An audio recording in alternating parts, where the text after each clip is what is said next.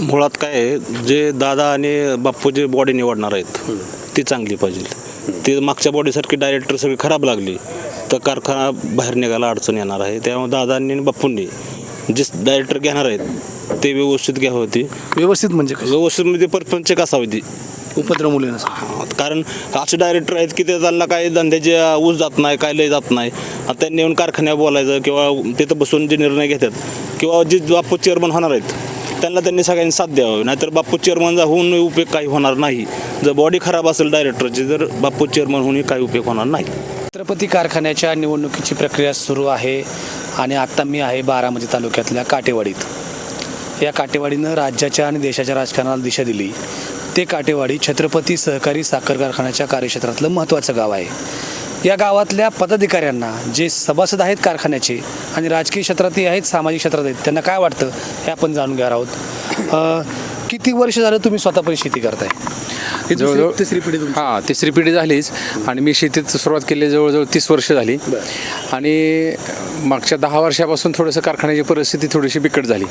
त्यापूर्वी छत्रपतीचं नाव घेतलं की ते अख्ख्या महाराष्ट्रामध्ये त्याचं नाव असायचं आणि त्याचा बाजारभाव फुटल्यानंतर बाकीच्यांचे बाजारभाव फुटायचे. असे छत्रपती शिक्षण संस्था आणि ते दोन्हीचंही नाव होतं. परंतु काही परिस्थिती बिकट झाली आणि आत्ता सध्या सर्व शेतकऱ्यांच्या समोर एकच प्रश्न आहे की आमच्या ऊसाला भाव मिळाला पाहिजे. कारण आमचा सगळा प्रपंच त्याच्यावर अवलंबून आहे. आणि मागं काय झालं ह्याच्यापेक्षा आता सगळ्यात मोठा निर्णय आनंद झाला की अनुभवी नेतृत्व पृथ्वीराज बाप्पू असतील आणि दादांनी दोघांनी मिळून जे एकत्रित येऊन जे पॅनल तयार करायचं असा निर्णय घेतलेला आहे.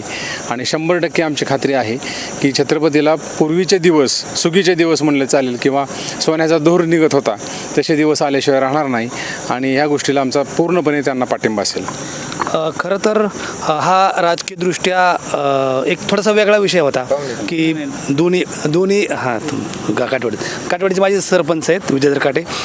तसा बघितलं तर हा राजकीयदृष्ट्या सोडून द्या, परंतु लोकांच्या प्रपंचाचा विषय लक्षात घेता सगळे सर्वपक्षीय लोक एकत्र येणं हे कसं वाटतं? आता काय आहे, आम्हाला जो काय आदरणीय दादा असतील किंवा आदरणीय पृथ्वीराज बाप्पू असतील, सर्वपक्षीय एकत्र येणे हे आमच्या दृष्टीने आमच्या प्रपंचाचा सगळ्यात महत्त्वाचा म्हणजे छत्रपती सहकारी साखर कारखाना. आणि तो छत्रपती सहकारी साखर कारखाना ज्याचं नावलौकिक लोक म्हणजे हे घ्यायचे, उदाहरण घ्यायचे किंवा छत्रपतीचं कुठलाही बाय प्रॉडक्ट नसताना एवढा भाव मिळतोय. आणि आज गेले 10 वर्ष आम्ही खूप पैसे आमचे कमी मिळाले. स्वतः आमचे नेते आदरणीय दादा त्यांनी सुद्धा कबुली दिली की बाबा मला सुद्धा 27-28 लाख रुपये कमी मिळाले. आणि ह्या गोष्टीसाठी सर्वपक्षीय पॅनल दादांच्या आणि बाप्पूंच्या नेतृत्वाखाली तयार झाला. आणि तो तयार झाल्यानंतर आमच्याकडून म्हणजे आम्ही शेतकरी म्हणून आमच्याकडून एकच अपेक्षा आहे की बाबा आता दादांनी पाठीमागं पण खूप कारखान्याला मदत केली, खूप पैसे दिलेत, पण आत्ताही दादा चांगली मदत करतील. पण येणाऱ्या 5 वर्षामध्ये आपल्या सर्व शेतकऱ्यांनी जे काही डायरेक्टर होतील, जे बाप्पू तर चेअरमन होणार आहेत, त्यांनी विनंती करून आवाहन करून आपल्या कारखान्याला ऊस गाळप करून किमान 12 लाख जाऊ द्या 10 लाख तरी कमीत कमी 3 वर्ष सलग ज्या वेळेला गाळप होईल त्यावेळेला आपला कारखाना बऱ्यापैकी सगळ्या संकटातून बाहेर निघेल. आणि दादांचं पूर्ण त्याच्यावर लक्ष राहणार आहे. आणि हे जे घडलं आहे हे खूप उत्तम घडलं आहे. आपल्याला आपलं कुटुंब वाचवायचं आहे, कुटुंब म्हणजेच आपला कारखाना आहे. आणि हे झालं आहे ते खूप चांगलं झालेलं आहे. दादांनी जो निर्णय घेऊन सगळ्या गोष्टी मार्गी लावलेल्या आहेत. बापूंचं माझंही त्यावरती बोलणं झालं तर बापू म्हणले की गेले 22 वर्षात जो काय मला संघर्ष करावा लागला तो कारखाना वाचवण्यासाठी मी तो सगळा विसरलो आहे. आणि म्हणून दादांबरोबर आम्ही सगळे एकत्र, दादा आणि आम्ही एकत्र आलो आहे. आणि आपला कारखाना वाचलाच पाहिजे ह्याच्यासाठी सर्वपक्षीय सगळ्या मतदारांनी सुद्धा कुठलाही हे दावा न करता माझ्या दृष्टीने तर बिनविरोध आपल्या कारखान्याला आता हे सगळं संचालक मंडळ चांगलंच देण्याचा प्रयत्न दादा आणि बाप्पू करणार आहेत. आणि ते द्यावं बिनविरोध एवढीच आमची बाबा अपेक्षा आहे. विधुभाऊने तर डायरेक्ट बापूंना चेअरमन करून टाकलं, पण सगळ्यात महत्त्वाची गोष्ट अशी की कारखान्याची निवडणूक लागण्याची शक्यता आहे, 2 किंवा 3 पॅनल होण्याची शक्यता आहे. अशा परिस्थितीत काय वाटतंय? विद्युभावनी नाही आदरणीय अजितदादांनीच स्वतःच निर्णय बापूंच्या ताब्यात कारखाना देणार आहोत. ज्यावेळेस बापूंनी स्वतः त्यांच्या मेळाव्याचं नियोजन केलं त्यानंतर अजितदादांनी स्वतः त्या मेळाव्याला उपस्थित राहण्याचा निर्णय घेतला आणि मेळाव्यात उपस्थित राहून काय त्रुटी होत्या त्याच्यावरती पण भाष्य केलं. परंतु त्या त्रुटीवरती मात करून आपल्याला आता इथून पुढं कसं दादांनी सांगितलं की आता केंद्राची सत्ता आपली आहे, राज्यातली सत्ता आपली आहे आणि स्वतः दादा अर्थमंत्री आहे आणि राष्ट्रवादी पक्षाकडे सहकार राज्य उत्पादन शुल्क खातं पण त्यांच्याकडे हो आहे. राज्य जे उत्पादन बिसलरी, मसलरी, हो मळीला आणि उपयोगाचं. सहकार खातं पण दादांकडं आहे. त्याच्यामुळे दादांनी या गोष्टीला सांगितलं की बाबा आपण विचार वेगळं ठेवलं आणि कोणाची जरी सत्ता चुकीच्या हातात गेली तर मदत होणं शक्य नाही होत. त्यामुळे एकत्र येऊन ह्या गोष्टी केल्या तर मदत 100% होईल आणि अजितदादांनी अतिशय धाडसी निर्णय घेतला आणि पक्षविरहित एकत्र येण्याचा निर्णय घेतला तो सर्व सभासदांच्या दृष्टीने सगळं शेतकऱ्यांच्या दृष्टीने अतिशय चांगला निर्णय झाला आहे. फक्त आता काय त्रुटी ज्या आपल्या कारखान्यात होत्या किंवा तुमचं वाहतूक असेल, तोडणी असेल आणि जो रिकव्हरी असेल ह्या गोष्टी आता बापू तर स्वतः सुज्ञच आहेत, तज्ज्ञ त्यात अनुभवी आहेत. तर ह्या गोष्टीवर आता त्यांनी काम केलं आणि दादांची वरून केंद्रातून आणि राज्यातून साथ मिळाली 100% कारखाना बाहेर निघेल आणि तसं बापू त्या दृष्टीने प्रयत्न करतील. आता थोडंसं आपलं 6 लाख गाळप झालं, पूर्णतः दुर्लक्ष होऊन सुद्धा 6 लाख गाळप झालं. पण आता जर पूर्ण सगळं लक्ष देऊन आणि एक व्यवस्थित रिकव्हरी असेल आणि भाव वाढला, रेट जर झाले तर 100% 10-12 लाख गाळप व्हायला काहीच अडचण नाही. त्याच्यामुळं जो एकत्रित जो निर्णय घेतलेला आहे तो अतिशय चांगला आहे आणि त्याला पूर्ण सभासद 23,000 सभासद पूर्ण पाठिंबा देतील याची आम्हाला खात्री आहे. कारखाना पृथ्वीराज अस्कांच्या नेतृत्वाखाली जसं हे म्हणतायत तसं बाहेर निघालं असं वाटतंय. मुळात काय आहे, जे दादा आणि बाप्पू जे बॉडी निवडणार आहेत ती चांगली पाहिजे. ती मागच्या बॉडीसारखी डायरेक्टर सगळी खराब लागली तर कारखाना बाहेर निघायला अडचण येणार आहे. त्यामुळे दादांनी आणि बाप्पूंनी जे डायरेक्टर घेणार आहेत ते व्यवस्थित घ्यावं होती. व्यवस्थित म्हणजे कसं? व्यवस्थित म्हणजे परपंच असावी ती. उपद्रव मुली नसं. कारण असे डायरेक्टर आहेत की ते त्यांना काही धंद्याचे ऊस जात नाही, काय लय जात नाही.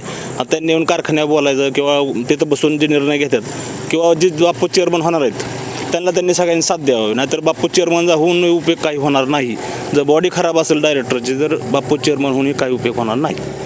खरं हा एक विषय सांगताय तसं संचालकांच्या निवडीमध्ये सुद्धा खूप लक्ष द्यावं लागलं असं वाटतं. संचालकाच्या निवडीमध्ये चांगल्या प्रकारे लक्ष द्यावं लागेल कारण कारखान्याची आर्थिक परिस्थिती जी बिघडली त्याला महत्त्वाचं कारण म्हणजे तोडणी वाहतूक हे कारण आहे.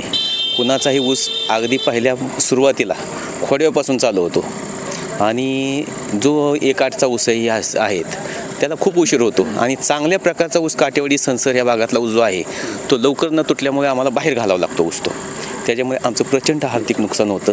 तुमचं वैयक्तिक किती नुकसान झालं या 10 वर्ष? आमचं बघा ना साधारणपणे 4 वर्ष जर ऊस घातला तर 3 वर्ष पेमेंट आम्हाला मिळते आणि 1 वर्ष आम्हाला त्याच्यामध्ये नुकसान होतं आहे. साधारणपणे कमीत कमी 700 ते 1100 रुपयाचा टनाला आम्हाला फरक पडला आहे. आणि आमची आणि मालेगावची जर तुलना केली तर मालेगावचं असं कुठलंही घर नाही की त्याच्यामध्ये इंजिनियर आणि डिफार्मसीवाला नाही आहे. आणि छत्रपती जर तुलना केली तर त्याच्यामध्ये अख्ख्या गावामध्ये आमच्या काठेवाडीमध्ये इंजिनियर नाही आहे, डिफार्मसीवाला नाही. ही मोठी तफावत आहे.